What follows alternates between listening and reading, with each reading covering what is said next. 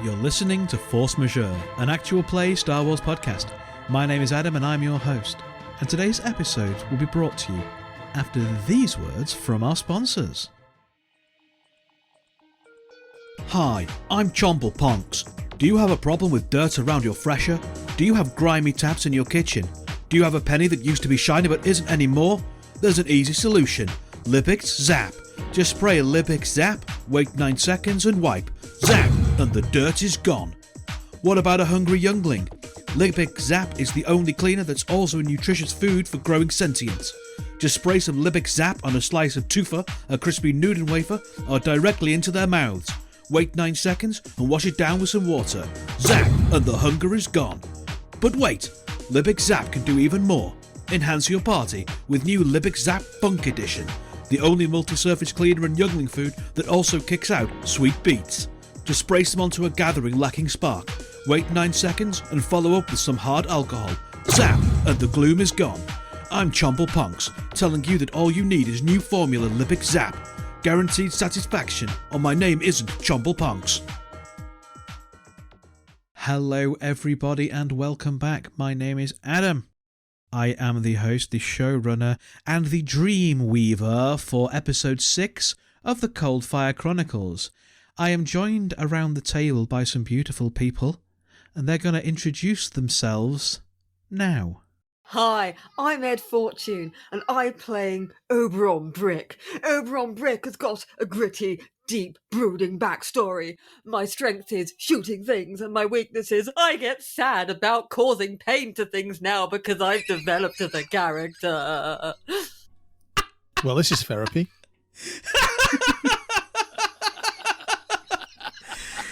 Ed, response?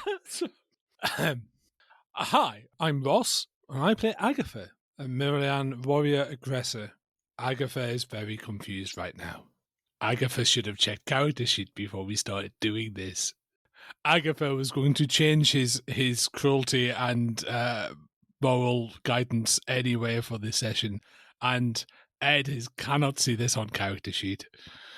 Agatha very sad. Ross, how are you feeling about that? It wasn't cruelty, it was obsession, but... Hi, I'm Mikey. I play J-Ren. J-Ren is very good at talking his way into things and very bad at actually getting away with it. He is a mystic chiss advisor. True. True. So true. And completing the circle? All right, my lovers. My name's Larsa. I likes engineering, and that's pretty much it. I don't likes people. I really would rather be on a combine harvester than a spaceship, but never mind. I think I'm better than people because I haven't done any crime before. Apparently, not being put in prison makes me a good person. Oh, and my emotional strength is my engineering, and my emotional weakness is thinking I'm better at engineering than everybody else. Fair. Also, even though I can make stuff, do stuff with my mind, I don't believe in the Force. I'm a big bag of conflict right now. I'm all twisting myself round like 47 snakes around a single mouse. I'm walking around with a couple of wizards and a man who can move stuff with his mind, and I don't think magic exists. I'm basically Samwise, that's what I'm saying here. I ain't been dropping no eaves, I'll tell you that. I got me elf, I got me dwarf, I got me king in waiting, I got me magical concept, and I've got a bag full of potatoes. What more do you want from me? Oh dear. I can't carry this podcast, but I can carry you.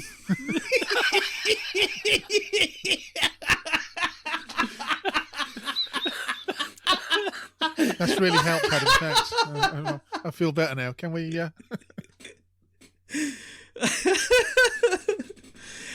And before we start play, do we have a question from our characters? Yes, Lassa has one for Oberon, since we are moving into somewhat new territory for her, and she's well aware of Jiren and Agatha's backstories before the prison.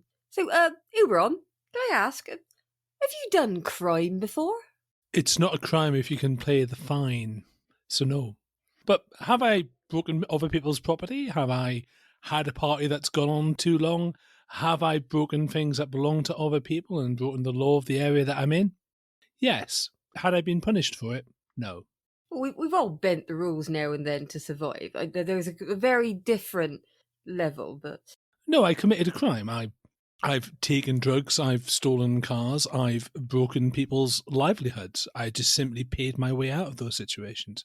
I shouldn't have. I should have been punished for them. why do rich boys need to do it? I mean, why do rich boys need to do crime? Not besmirching your honour here, but actually, no, totally besmirching your honour here. I had no honour back then. It's not a thing that needs to be smirching. Oh, because I didn't regard other people as anything that were important. Right. I place no regard for other people. I was an heir to an incredibly powerful family. I was encouraged to do what I will. It's only now that I've sat and actually contemplated on the consequences of my actions and understood that everything is connected and everyone has consequences, and everything we do has echoes forever within the Force, that I realised the mistakes that I have made. So not serious crime for a purpose, but kind of a hobby, then. I'm just very glad I didn't do anything unforgivable. So just, what were you in the prison for, then? Oh, I defied my family. Oh, I didn't kill. fair enough, then. Cup of tea? Yes, please. And so we open in the space around Port Haven. The Dawning Wanderer has exited hyperspace and is on the far side of the planet from the hive of scum and villainy from which the planet takes its name. Our heroes, along with Vitaara and Prinkle, are all gathered in the galley, while Sally holds the ship in a quiet orbit, out of range of any immediate sensors. The real question now is what happens next. Players. So, currently I'm thinking of dropping you, if you don't mind, in this, clearing outside of Port Haven, rather than dropping you on the official pads themselves. It makes a lot of sense. Does. Do you know they charge you, they lock you down, and then if you can't pay the docking fees, you're never allowed to go? It's daylight robbery. And also, they probably register ships, and seeing as you have openly admitted that you're about to commit some crime, I would prefer my ship to not be associated with aforementioned crime. It is against criminals. I do feel the need that somehow muddies the waters as far as the terms of good and bad go. Oh, it doesn't really matter who it's against. I don't want to be associated with it, because whilst, we have agreed payment, I don't think it's enough to get me out of the inevitable stew that would result from... So if it is against other criminals, I prefer not to be on the wrong side of a cartel. It's worse against other criminals. Fair and reasonable. How far away is the clearing that Vitaara's pointing at to the... So, the clearing that Vitaara's referring to is about an hour outside of Port Haven. If you recall last time you were here, they had blasted a load of holes in the jungle where they were building landing pads, and then there was like a hyperloop system to take you into the port itself, because as the port was expanding out, they needed more space. This looks like it's one of those that has started to be constructed. They have blasted it out, but they haven't yet started putting the actual plascrete down for the landing pad, and it looks like maybe something's disrupted it because the jungle is starting to encroach back in. So it's big enough to land a ship, and you can see the start of the pathway that would lead you into Port Haven.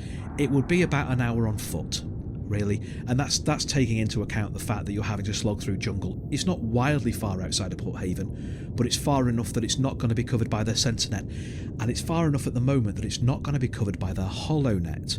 Mim, you will know from the worm that you put in place just as you left Port Haven that the holonet on Port Haven doesn't cover the entire planet or even a great deal of the surrounding space, mostly because you don't want to be broadcasting your Wi-Fi signal out where it might get picked up by Imperial cruisers. So you will need to get within or close to the city limits before your data slate will start pinging, and all of the harvesting that you set your worm program to do will start flowing back to your data slate.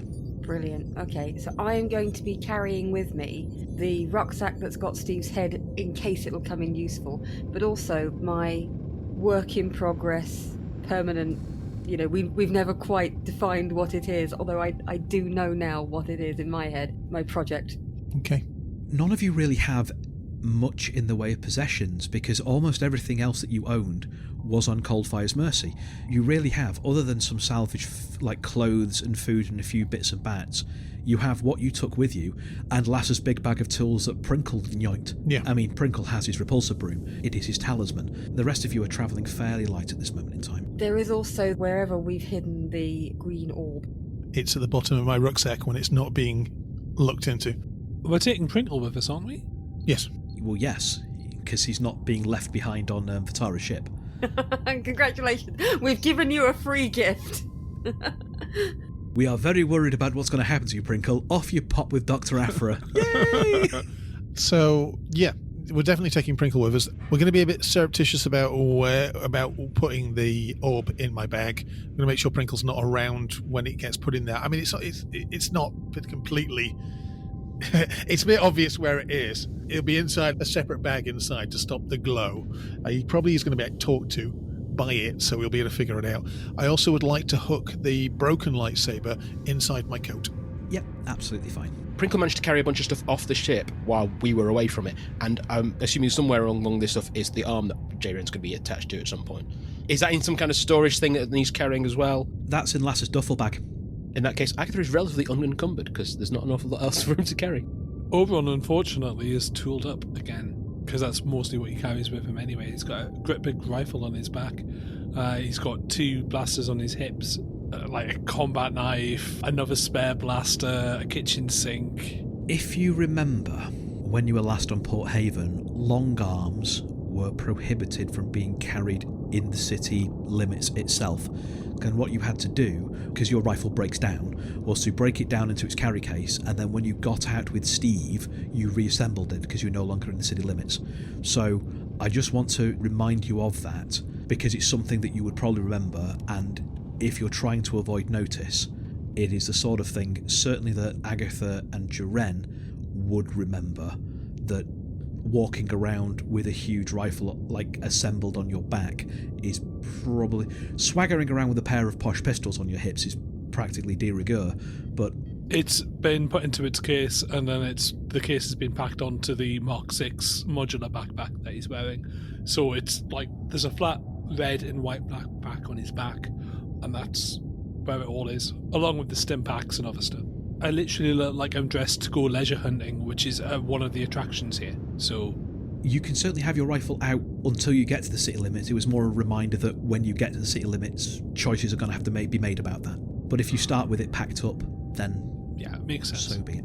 Okay. Any final discussions before Vitaara drops you in the clearing? We don't know what we're going to be doing until we know a little bit about the operation, so...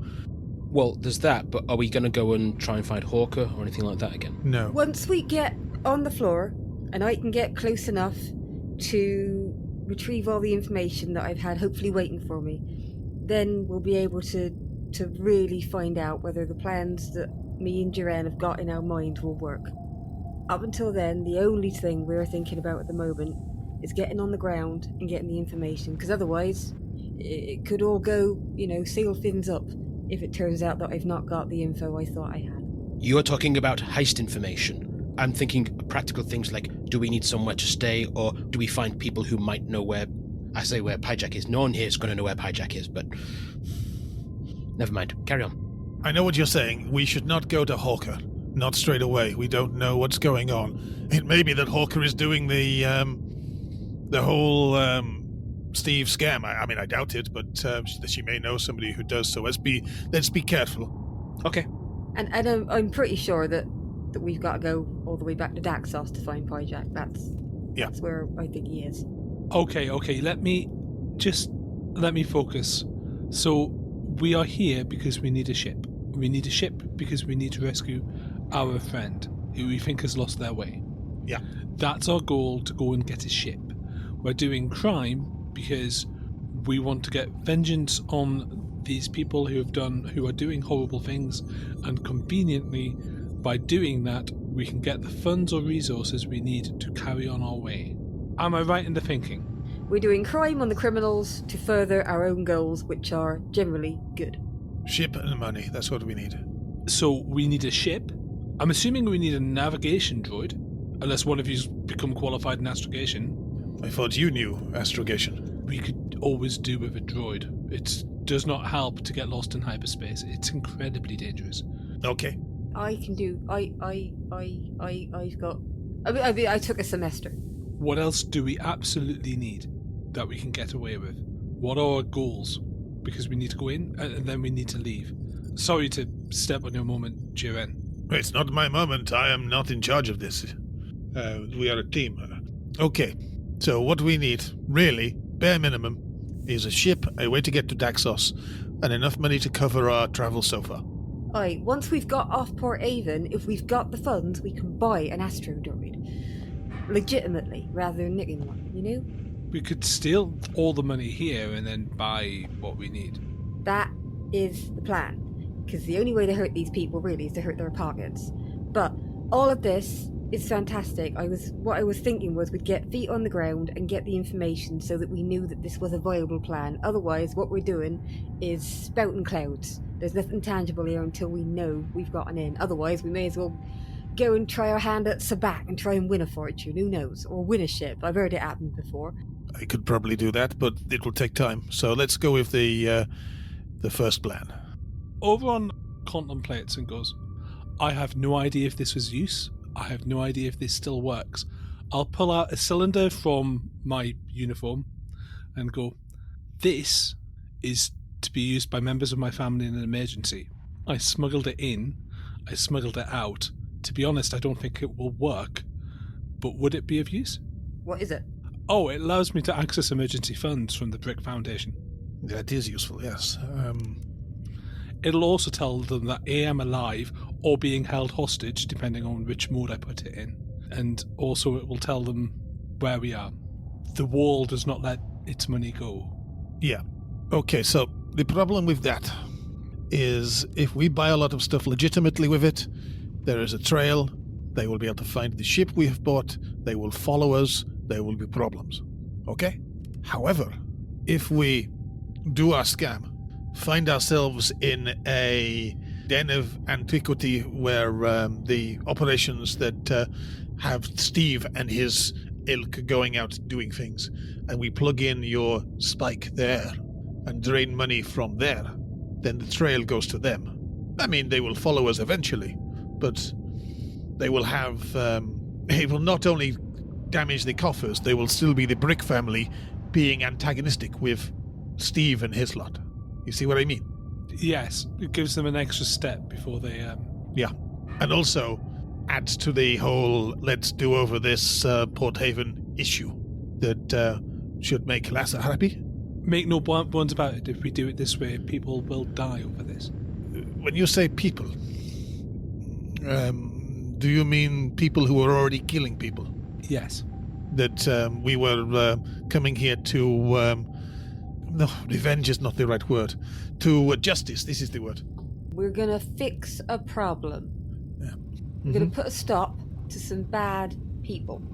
Vitaara, have you heard of plausible deniability? Because I reckon this is a good time to get a cup of tea. Yep, walking away. Any more crime? I have no problem with setting a Belair to fight a Belair. I do not think we will get away scot-free in this situation if we do this. But it will cause a lot of hassle to both parties before they get to us. I like chaos. Let's go with chaos, eh? So, are we content to move on? Yeah. Grab our stuff and go? Yep. Can I just check that while I've been on the ship, have I had time to update any of Vitaara's systems, do some helpful things with her? I think that's up to Vitaara, really, whether or not Vitaara would trust you. I did offer my services as a mechanic and engineer, so yeah. Probably as long as you told her what you were doing, and you probably had a droid, looking at you while you were doing it, beeping at you. Fine by me. I think we've all been slightly supervised during this trip. So, the Dawning Wanderer flies in, flies low, hugging the tops of the jungle, until you get to the clearing that has been blasted out. As I say, it's been blasted out some time ago. The plascrete hasn't yet been laid down, and the jungle is starting to grow back over it. the ship touches down, you exit, and without any real hesitation or ceremony, as soon as you're all off the ship and all your gear is off the ship and it's clear that you're ready to go, the Wanderer lifts off, flies away, and blats into hyperspace. I liked her. Did anyone get her contact details? Oh, yeah. You certainly have her bank transfer details, yeah. Oh, yes, of that's course. taken as read. No. We can still pay her if we need to. I mean, when we should. So yes, you're in a clearing outside of Port Haven, about an hour's walk in. You had forgotten how oppressive the heat and humidity of Port Haven was. After the quiet of the Costa Thabaran, then the quiet of Coldfire's Mercy, then the quiet of Alpin, then the quiet of the Jedi Temple, then the quiet of the Dawning Wanderer, to be now on a jungle planet surrounded by life, it is an assault on all of your senses. The smells, the sounds, the temperature, the stickiness of the air, the heat of it, all the sun rising, you can hear the waves on the far side of Port Haven crashing. Clearly there's a storm or a high wind over that side to be this audible over here. And very, very faintly in that direction you can hear ships taking off, you can hear the clanks of mechs and lifter droids doing lifter droidy stuff. There's animal calls and everything. Yeah, it is oppressive. It is an assault. You just hear the weird voice of, "Hey, I'm walking here. How you doing, sweetie? You want to go shopping?" Yeah. I would like to suggest that possibly Agatha has been carrying Prinkle along the way, and Prinkle is using his repulsor broom to sort of sweep dust over or flies away from everybody else who's walking next to him. Like the worst witch. She's just holding the tip of the broom on his... It might help, it might not. It's not necessarily a good idea. Adam, Oberon would like to, and I have a feeling I know what will happen here, but Oberon would like to, because he hasn't been out in a jungle in a while, and this is the kind of environment that he lives for, that he likes, and he's starting to understand that you can go out into a jungle environment and not have to kill things, which is a new and exciting feeling for him. I'd like to spread my mind out with the Force and just touch, use Force sense to kind of tune myself to the living things out there. Okay, make me your roll, please. So my choices are 2 dark side pips and 1 light side pip. So I'll be taking a light side pip, please. This place is overwhelmed with life. From tiny insects to slightly larger birds. Where you are at the moment, within that short range from you touching down, there's nothing really bigger than parrot-sized, if you get me, and it's mostly avians. Any larger beasts possibly have been scared away by the noise of the ship descending and dropping off, or are further away than your mind can sense. But this place is absolutely thriving with life, humming with it.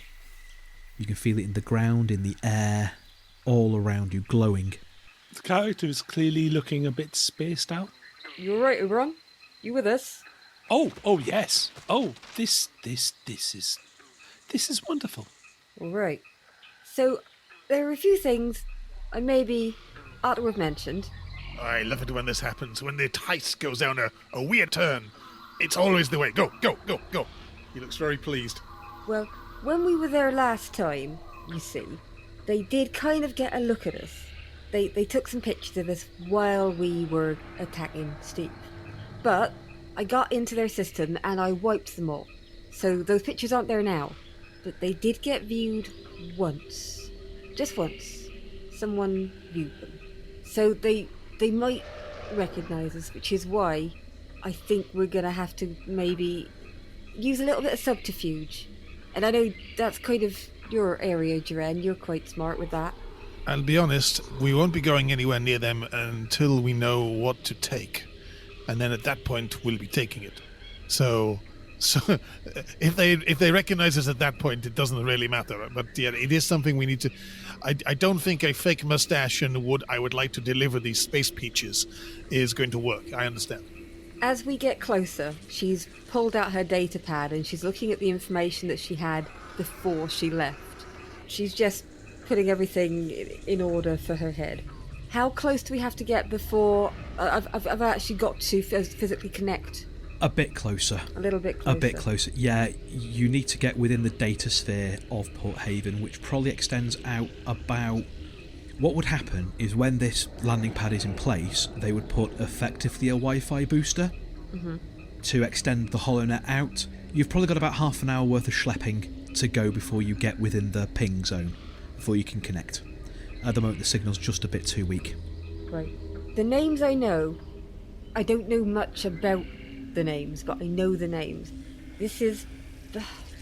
She picks up the head of Steve. This guy's owned by the Orcal Collective, right? So I think they're the people who own and organise this. But the handler on Port Haven is Cyphus Ganteris. So he's the person who programs the routes and the behaviours for the droids. Okay? Ed, you know that name. Off the top of your head, you can't remember exactly how you know that name, but you have seen that on some Brick family documents at some point. Larsa, can you say that name again, please? The Orcal Collective. No, or the handler. The handler. Cyphus Ganteris or Ganteres. I'm not sure how you pronounce it. I think it's Ganteres. That sounds a lot better, doesn't it?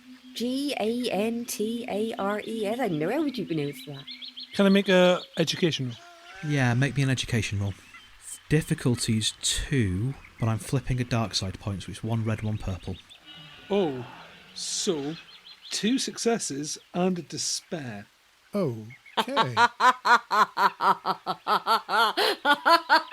This could be very cool. Dun, dun, dun! So, Ed, Cyphus Gantares is a Skakoan droid tech who used to work for the CIS. He was part of the Techno Union during the Clone War. Not a very high-up programmer. He was never like a high-flying auteur or anything like that. He was a steady programmer who helped program combat protocols into some of the commando droids that were used. When the Confederate of Independent Systems fell at the dawn of the Empire, those scientists, those technicians, ran. And he's one of the ones that House Brick gave sanctuary to. You have seen his name on some of your family's lists of retainers.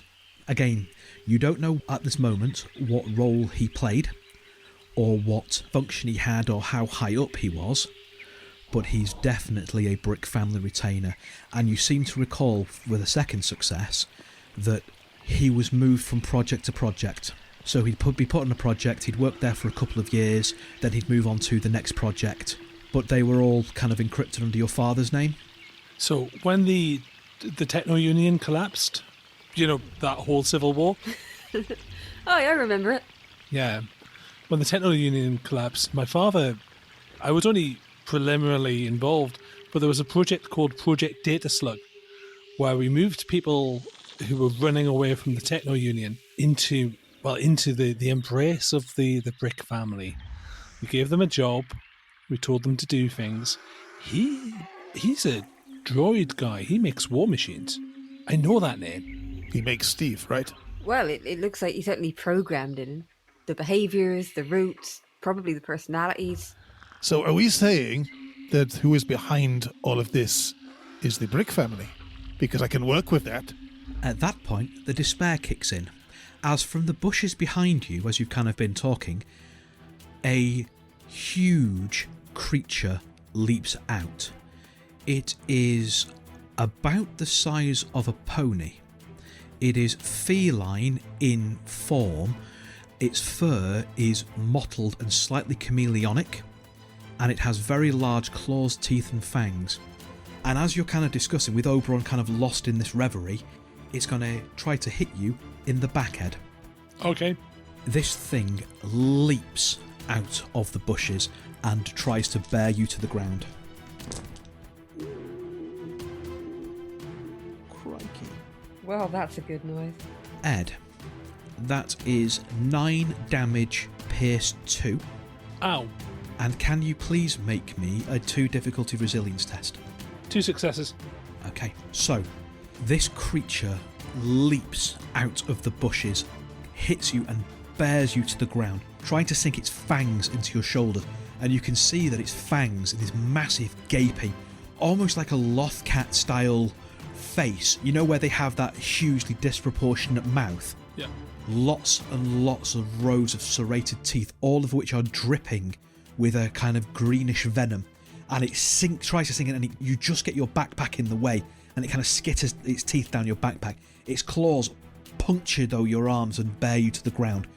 It lets out this terrifying, tiger-like booming cough, which you then hear repeated by 2 more in the bushes on the far side. And that's initiative, please, people. Adam, can I just check? Is this, you know, in the movies when Anakin and Padme are tied to the things, and there's that big wide-mouthed lion-y, tiger-y kind of thing? Is it one of those? No, but it's from a similar genus. Okay, cool. Is Prinkle looking out for around as well from his current vantage point? Prinkle is, sir, not taking part in this combat. No, but he might have spotted something and yelled, "Yipe, thing!" He did not. These things rolled very well against your vigilance. Okay. So that's 1 success, 1 advantage, 1 triumph. Yep. And I also have 2 light side force pips. When performing a force power check as part of an initiative check, which obviously I do because that's like how that power works, the user may spend pips to allow all affected targets to take 1 free maneuver before the round of combat begins. So I'm going to give Agatha a free maneuver, and I'm going to give Jiren a free maneuver. Okay. I don't know what I do with a triumph and initiative. Triumph with initiative means that you go first anyway, and you also get a free manoeuvre. Cool. Everybody's running except me. Mim, what was your initiative, please? 1 success. Mikey, your initiative, please? 1 success, 2 advantages. And Ross? Just 2 success. So I've done that time slow effect again, like we did with the juggling balls. Cool. Yeah, odds are my first manoeuvre is going to be I'm going to put Prinkle down. Throw him at stuff. You've got. No. But you get a free maneuver, so you've got a free maneuver to put Prinkle down, because you can see what happens when you don't put Prinkle down. Yeah. So the initiative order is 2 players, 1 of these great feline creatures, 2 players, then the other 2 great feline creatures. For reference, one of these things has borne Oberon to the ground, and you are currently underneath it. You are not trapped underneath it. You can wriggle out and get away, but you are underneath it. There is a second one that is advancing at great speed from the same bush where this one attacked and is in short range. And there is a third one that appears to be coming from the other side of the clearing, aiming for Prinkle and Lasser, and that is currently at medium range. So the 3 of you with free manoeuvres, what would you like to do first of all? I'd like to draw my antique hunting pistol. I am putting Prinkle on the floor, on the ground at this point. Okay, that doesn't take a manoeuvre, so if you then want to move in to engage the one that's currently borne over onto the ground for free, you can certainly do that. That's what I'd like to do, yeah. Okay, so you rush in to help out Oberon. Oberon, you draw your antique blaster pistol. Yep. And Jiren? Jiren reaches behind him, grabs for the bag with the orb, pulls out the orb. Okay, cool. And then we move into initiative proper. So top of the round, we have a player action. I would like to shoot something. Well, we know that, but what are you going to do right now?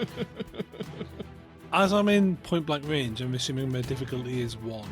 Nope, your difficulty is 2 because you're firing a pistol while engaged. Okay, cool. Do you want to use your manoeuvre to aim? Yes, please. I'm imagining that as you draw your pistol, you're rolling onto your back rather than drawing your pistol and flailing face down in the mud. Yeah. We'll bake that into one graceful manoeuvre. He kind of like pumps his legs so he's scrabbling up whilst aiming, if you see what I mean. So he's almost like sitting upright. These have a defensive 1, so it's 1 setback die to your roll, and there's another setback die because you're prone and underneath it. Effectively, it's got you at an advantage. So I've got 2 light side pips because I'm using my intuitive shot. Mm-hmm. So I'll spend 1 of those light side pips on a success, Yes. and the remaining pip on an advantage, which gives me 3 advantage and 1 success. Okay. So your damage is... For the antique blaster pistol, it is 7 and it crits at 3. So 7, so that's 8 damage then because of the +1. Yeah, and it's critted. That's a 45, so bowled over, they are knocked prone and suffer 1 strain. Nice. So what does that look like? So Oberon, literally propels himself from underneath the creature, jams his pistol in one fluid motion at its neck, if you see what I mean, almost like a fulcrum using the force. And there's just a moment of total calm as he lets the bolt go as he moves out of the way, and the creature flips over with the force of the blast, and there's a distinct smell of cooked cat. It's on its back, it's kicking its legs. Next player? There's a risk either way of either you, Agatha, or Jiren going first. I think possibly, Agatha, you should engage with the other one that's coming in rather than... So the one that was aiming towards Prinkle and Lasser? No, I'll deal with that one on the other side. Okay. Or we'll deal with that one on the other side. You deal with the other one that's coming in from the same bush. Okay, I'm going to reorient. I was initially aiming for the one that was tackling Oberon, but I will... Well, it's coming from the same direction, so it should be... Yeah, move to engage the one that Maggie's just pointed out. And you're fearsome, so I need to make a fear test, don't I, once you engage with it? It fails its fear check, so it's going to be at a setback to do anything against you. So, yeah, you engage with it, and then... And then I hit it. It has a defense of 1, so there is a setback to this, and being a brawl attack, it is 2 purple dice. I have rolled 2 success and net 1 advantage, and 2 dark side points, which I will not use. Okay, so what's your damage? My damage is 4 with Vibro Knuckles. So that goes up to 6. And are they pierce? They're Pierce 1. Okay, so it's still up and fighting and angry. So give us a quick description of what it looks like as you engage with this thing, terrify it, and then strike it. I mean, Agatha's used his given force premonition of a sort to put Prinkle down, has raced to try and help Oberon, has not needed to, has turned on the spot to face this other one that's coming up behind us, and has basically socked it in the jaw. Just raised a straight uppercut and go, while making himself look as big and scary as possible to anything else that might be coming up behind us. And he's really hoping that behind me, the rest of the party is dealing with the other one that's just ended. Well, maybe. Okay, so it is now an NPC turn, so I think I'm going to go with the great jungle panther that you've just attacked. I come out with 1 success and 3 advantage, which is enough for it to crit on you. Agatha has I'll say an advantage. There's a different way of phrasing that, but he's also durable, so critical injuries are reduced by 20% to him. Okay, that's good. It will counteract its vicious 2. So it is 6 damage, pierce 2, so 2 of your soak don't count. And clearly D1 is enjoying this crit because it also bowls you over. So as you kind of rush in and hit it, it takes a few steps back. Starting to cower, you hit it in the face and you see this rage rise between its eyes, this primal fight instinct. And it leaps forward and it smashes you to the ground as well, sinking its claws in you. And can you please make me a difficulty 2 resilience test, please? 1 failure, 2 light side, 1 dark side. I can flip the failure to a success with the 2 light side points and not use the dark side points, so I would like to do that. Yep, that's right. As it's kind of got you on the ground, it sinks its teeth into you and you feel this horrific, soporific poison start to pump into your body. And then you feel that extra reinforcement that you get from the way the force manifests in you, and you shake it off. You go drowsy for just a second, but then you grit your teeth and you shake off the venom. Next player character. Okay. Mim, do you mind if I go next? No, I think you should go next because I rolled less well than you, and I've got data slates, and I was the one in the middle of a spiel about what was going on. So I think I should be the last to go. Okay. Holding the orb out in front of him with his one hand, I'm using a maneuver to move forward into close range with this. It was medium range, wasn't it? It was, yeah, so it moves to short. Moving into short range. I'm then going to try and connect with its mind and try and control the situation. Calm this cat down, make it into something a little bit more pliable. Are you using the orb? Yes. Okay, so when you make your roll, as before, you get 2 extra force die, but you have to use the pips. You don't get a choice in that. Yeah, sure. I will roll them as 2 separate things because obviously I need to choose them.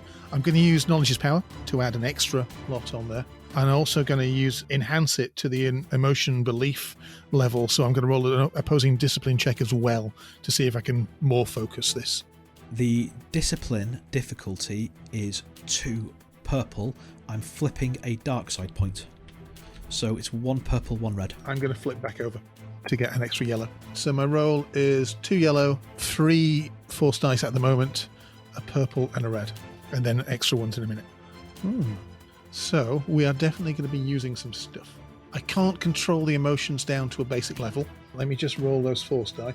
So just as a rules thing, Adam, the pips that you use, does it matter how many black die I use, or is it just I'm using them and therefore it costs me 1, or does it cost me for each one? So for every dark side pip you use, you take a strain and you gain a conflict. The house rule is that you don't need to flip a light side point to draw upon the dark side. That is my house rule because I like the dark side being tempting.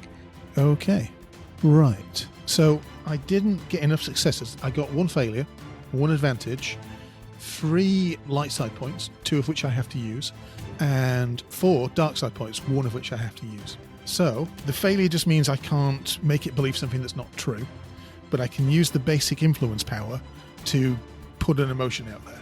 Without that, it's just a separate check if you read the rules as it goes.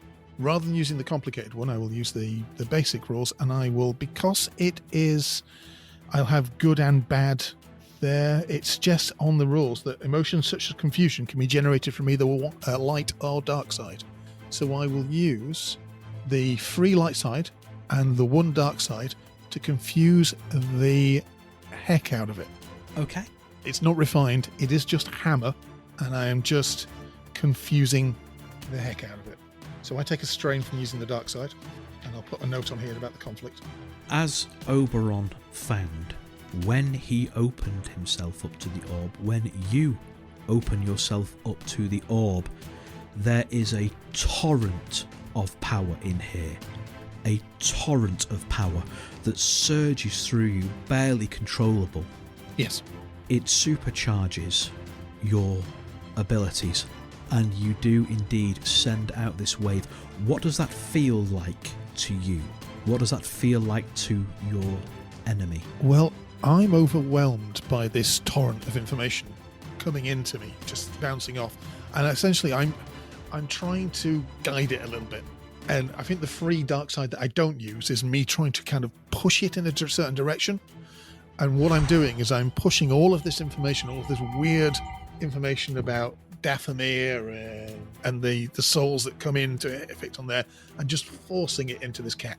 You see the jungle panther kind of you feel, you can't still see it yet, it is in the bushes, but you feel it's overwhelmed with confusion and fear and all of this cascade of alien emotions and information, and it skids to a halt and starts kind of pacing around in small circles, making kind of mewling, shouting noises as it's turning around in circles, snapping its teeth at the air, and clearly disconnected from what's going on at the moment. You've completely broken its hunting focus. Okay. Mim, you're the last player to go. I've got my hands full of data slates, and to be honest, a little overwhelmed by seeing that this aggressive rare cat suddenly be all like, "Ooh, I'm all confused and a bit pathetic." So I'm going to use a maneuver to pull out my holdout blaster and put my data slate away. It's really awkward trying to pick which one because there's 3 cats and there's 3 very strong people dealing with them, and I'm not a great fighter. But what I think I'm going to do is the one that Jiren has frightened, I'm going to try and shoot a gun over its head to scare it some more, to try and encourage it to vamoose. Yeah, okay. Does that seem sensible? Yeah. Because I'm not big on... Lasser isn't big on killing things, and having seen that it's already been made vulnerable, she thinks she might be able to maybe tip that one over the edge. So she's going to make a big screamy noise and shoot. I think I would like a coercion test from you.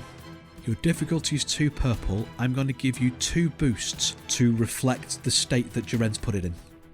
Okay, because I have absolutely no skills in coercion, so that's really good. So that dice pool is 2 purple, 2 green and 2 blue then. Well, that's... Honestly, this is what I roll, guys. This is what I roll. Oh, where are we? I can't navigate this. That is a failure, but with 4 advantage. Is that okay? Because I wasn't aiming to hit it. Or by failing, did I actually hit it? No, by failing, you haven't scared it away. Effectively, you clearly haven't been able to break through its confusion. But you still have 4 advantage floating around to play with. I will spend 2 of the 4 to give 1 manoeuvre to Agatha, because I think he might need a little extra help. And hopefully maybe I've distracted the other one briefly so he can get up. And I will use the other 2 to give a setback dice or give it a disadvantage to basically annoy the confused one. Yep, that's fair. So yeah, as your pistol shot echoes out, the cat that's pinned you down, Agatha, again takes a step back, looking around warily, giving you enough time to presumably get to your feet. Okay. It is now the action of the 2 vast cats. The first one is the one that Oberon shot. It is going to roll over back onto its feet as its manoeuvre. It is going to take 2 strain to close back in with you, Ed, and then it's going to attempt to continue to savage you while you're on the floor. Okay. It tries to get to you, but as you're kind of backpedaling along the ground, it's still a little bit off balance. It overcompensates the fact that you've shot it to try to get back into you. It doesn't quite manage to make contact with you, and it skitters around, repositioning itself, and you can see that now the adrenaline's pumping. It is not quite as on its last legs as you first thought. Clearly it's having like a last moment of energy. Okay. The remaining great cat, the one that Jiren has hit with the confusion whammy and then Lazar tried to scare away, basically spends its turn still turning around in small circles, trying to shake whatever influence and whammy Jiren has put on it. Its eyes start to clear a little bit as it can hear the hunting calls of its friends, but that is basically all it manages to do this turn, is just try to shake itself out of the influence. Back to the top of initiative, player slot. Am I okay to move? Mm-hmm. So as my manoeuvre, Oberon will kip up and aims his pistol at its head. What's my difficulty? It is 2 purple and a black. I got 1 success and 1 advantage. And I've got 1 dark side and 2 light side. So I'll turn those 2 light side into advantage. You also have superior, remember, on that pistol? Oh yes, So it gives you another advantage. which gives me another advantage. So that's enough to crit, plus 1 advantage. Well, that is enough damage at this range to kill it. Oh, okay. So you still have all those advantage to do something else with. So again, give someone else a free manoeuvre, to regain some strain, to take a second manoeuvre yourself, to reposition. Yeah, I'd like to give the next person who takes an action advantage. I think it's the best way to do that, a boost. Are you just pouring them all into bouncing boost for the next person to go? You see, I kind of want to do something fancy, like try and give the creature that's already got strain, but I don't think that's gonna. I can't think of a way that would work narratively. I think it would be difficult for that one because it's the far side of the clearing for you. Not necessarily the one that's engaged with Agatha. Maybe as you kill this one, it lets out a piercing scream that demoralises the one closest to it, giving it strain and a setback, or giving it strain and a boost to Agatha's go. Because there's a player that will go before it. I'd like to give the player a boost and a manoeuvre. Any particular player, or just the next person to go? Next person to go. Okay. So next player slot then. I mean, I'm happy to just hit this one again unless anybody else wants to do anything incredibly heroic. I'll be honest, if I can calm this other one down, those bouncing boosts will be useful. But you've already got 1, haven't you, regardless, from what Lassa gave you? Yeah, I've got 1 boost from it, Lassa. I don't know. Do you want to try and kill this one, or do you want me to try and calm this one down? Go for the calm me down. Go for it. You haven't got a boost. You had a free manoeuvre from me. Yeah, that's right. In that case, it probably makes sense for me to go first, just because Okay. I'm hitting this thing. But if I can pass those boosts on to you, then I will do as well. So I'm just doing another brawl hit, but with a 1 boost. It's 3. 3 boost. Okay. 1 for aiming for your manoeuvre, and then 2 from the other bouncing boosts. Okay. What that looks like at the minute is 2 light side points and 2 advantage, which I would like to turn the light side points into successes. There was a dark side point, but I'm not using. Okay.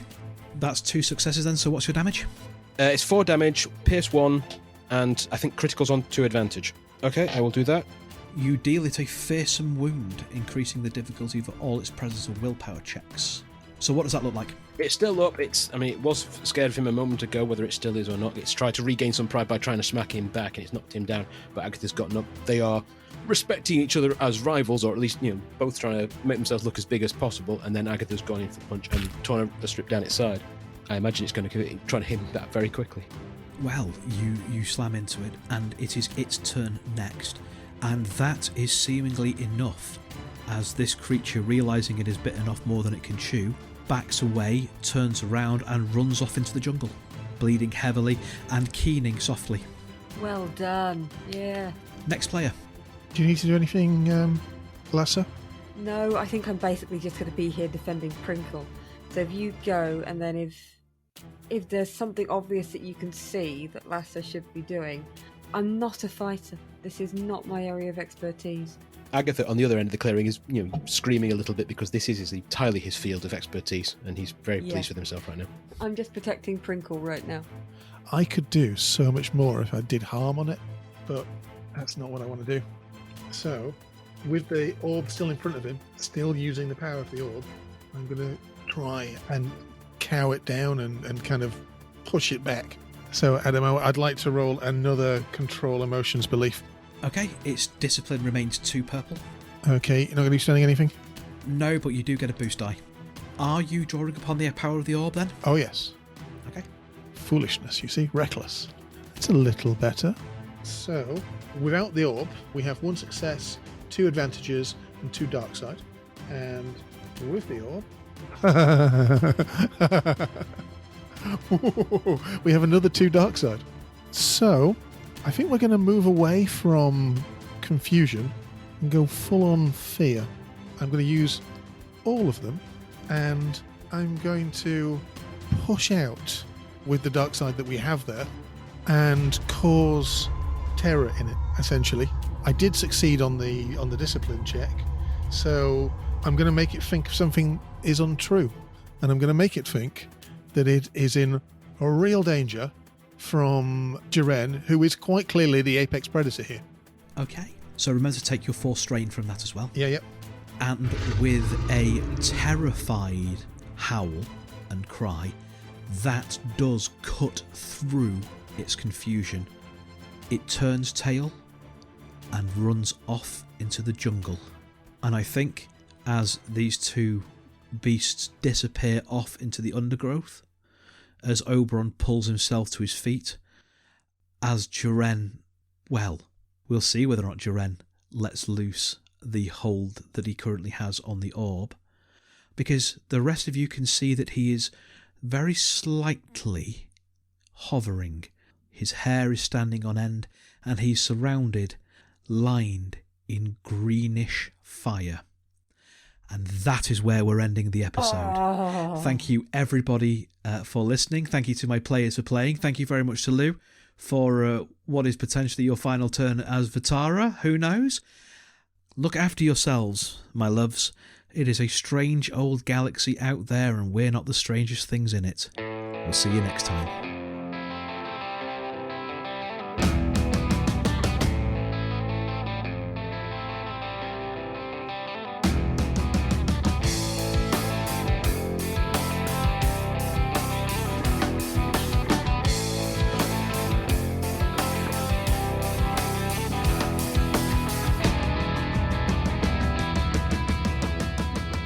Force Majeure is played using the Star Wars Force and Destiny game system by Fantasy Flight Games and Lucas Books.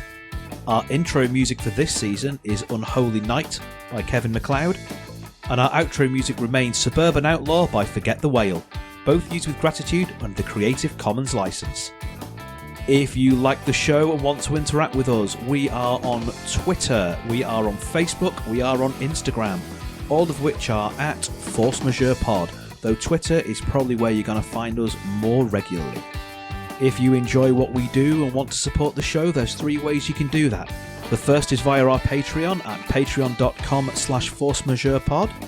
The second is by buying us a coffee at ko-fi.com/forcemajeurepod. And the third way is by rating and reviewing us on iTunes, Google Play, Stitcher, anywhere where you can find us. We really like reviews. It tells us that we're telling the stories that you want to hear and helps other people find us. Thank you very much for listening. We'll see you next time.